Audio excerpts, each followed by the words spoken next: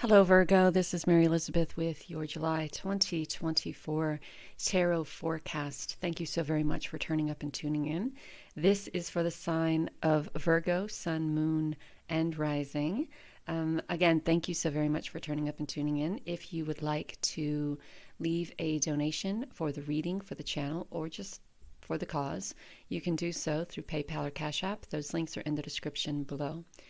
If you feel that this reading could be beneficial to other Virgo, Sun, Moon, or Rising signs, please pass this along and perhaps maybe allowing them to receive the guidance that they need as well.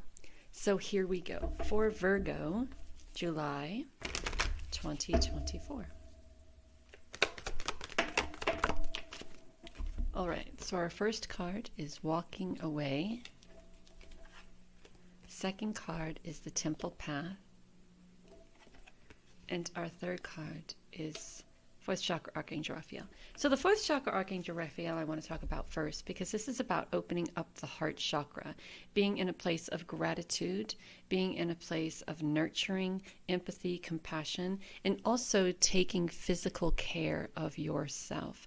So there may be some situations in your life right now, Virgo, that aren't beneficial to your physical health, mental, emotional, or spiritual health.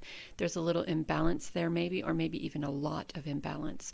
And there is this sense or feeling of you not being able to step into your true form, right? The true version, the authentic true version of self. So the walking away card is about walking away from anything that isn't allowing you to bloom, that's not allowing you to blossom, that's not allowing you to grow.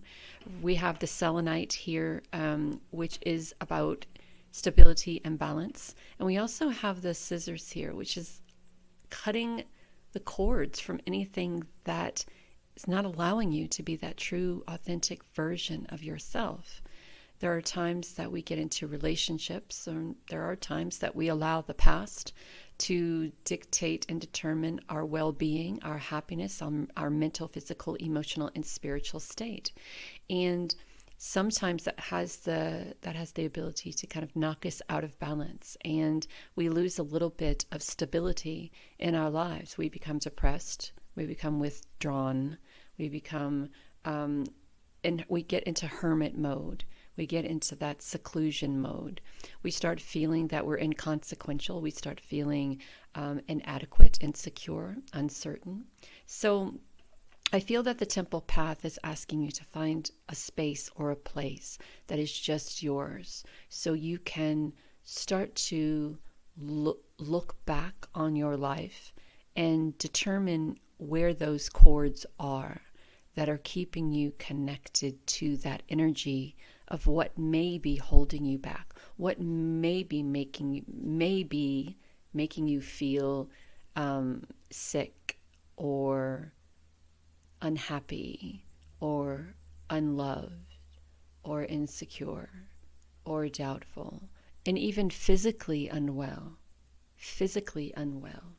So let's see what our tarot cards have. All right, here we go.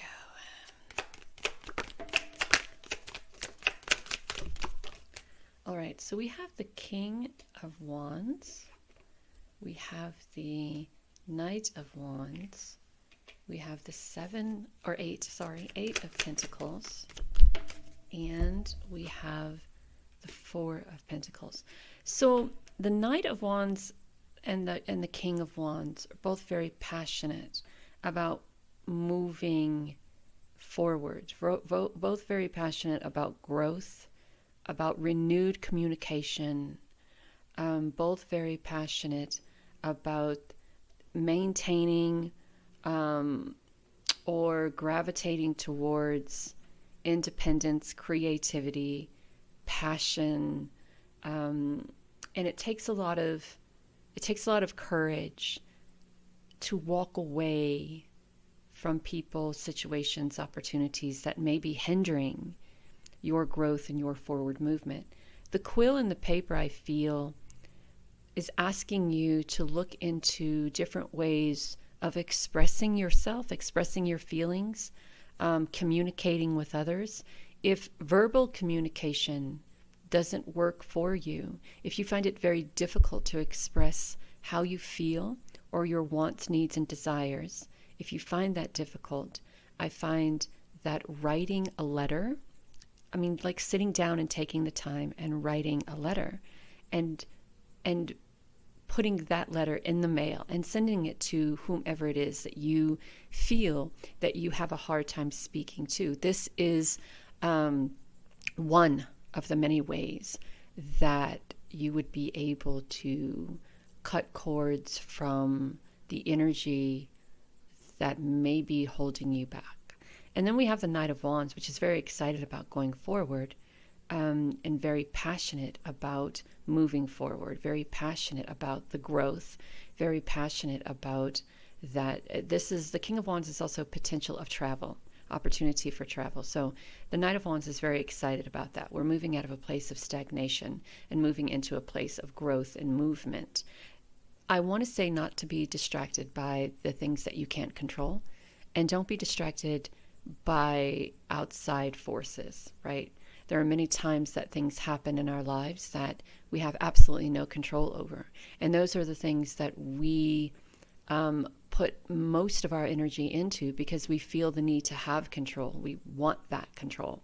So we have the Eight of Pentacles, which is a continuation of working on yourself, opening your heart, working on standing in your power, working on speaking your truth, following your intuition, working on that nurturing, that empathy and compassion, that imagination, working on opening your heart and being in a place of gratitude. And a lot of times I think that we mistake ourselves being grateful for something, right? We look at something that we have and we say, I'm grateful for that. But then in the same breath, we have a tendency to ridicule it or criticize it, even though that we are grateful for it. It is a hindrance. So even though we say we are grateful for that being in our life or the lessons that we've learned, we also ridicule it and criticize it because of the pain that it is causing in our lives. So it's either or. I don't really think that it can be both without continuously allowing yourself to be attached to the negative side of it energetically. And then we have the Four of Pentacles. The Four of Pentacles is really kind of closed off. We talked about that hermit mode, being secluded, shutting yourself off, closing yourself up. And that's what the Four of Pentacles is. I feel like whatever it is that you're going through, Virgo, has been very traumatic for you, and it's been very difficult to get out of that trauma mode. And even though that you may be doing the work on yourself and may be very excited about this forward movement, there still is a part of you that is extremely closed off to creating any type of change in your life, because there's still this insecurity, this doubt, this depression that stems from what you're being guided to walk away from. I hope that made sense. So, yeah, there's this fear I feel with the Four of Pentacles that whatever it is that you create, whatever it is that you want, there's always something behind it that shows why it wasn't a good idea, right? Now, this could be you imagining all of that, right? It could be all in your head.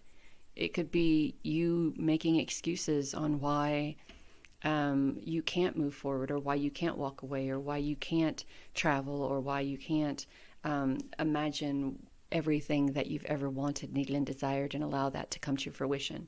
Because there's a fear that someone is taking it from you. There's a fear that someone will manipulate, deceive you, lie, leave you, whatever the case is. But I think that, again, I'm not throwing shade, and I'm not trying to minimize what you're going through, but I feel that the majority of these things have been in your past, and you are unintentionally sabotaging and jeopardizing your future because of the things that have happened in your past.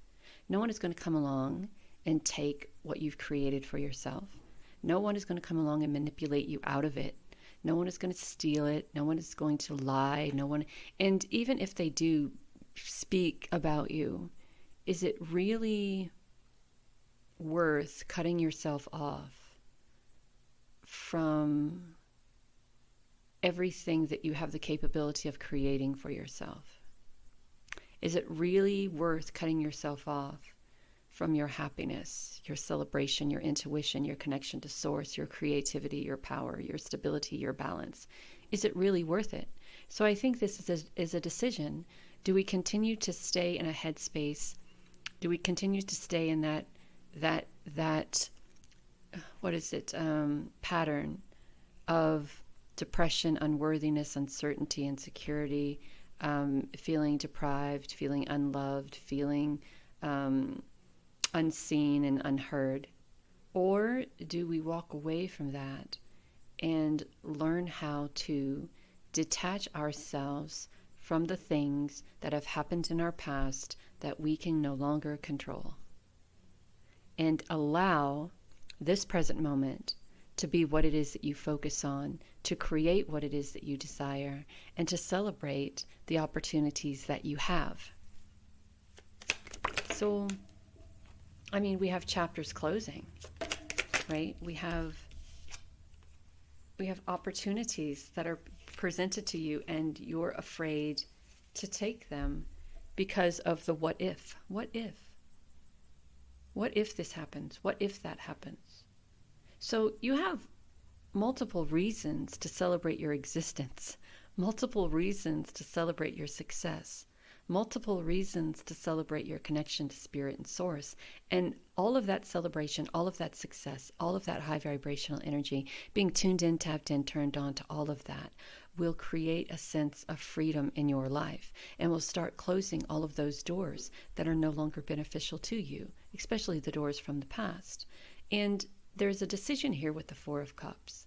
And just like the Four of Pentacles, you're very closed off to making any decision at all, because of the fear that you have about being open, about putting yourself out there, the fear of someone taking something from you, manipulating you, deceiving you. I used this card earlier today in a reading, the Four of Cups, and as I said to the beautiful soul that I was reading for, the Four of Cups reminds me of Indiana Jones and the Last Crusade, when they found the Room of Cups, and the Knight Templar was there who was protecting, and they had to choose the cup that they thought God drank out of, and the one guy went to the most glamorous cup that was there, and he drank out of it, and he died.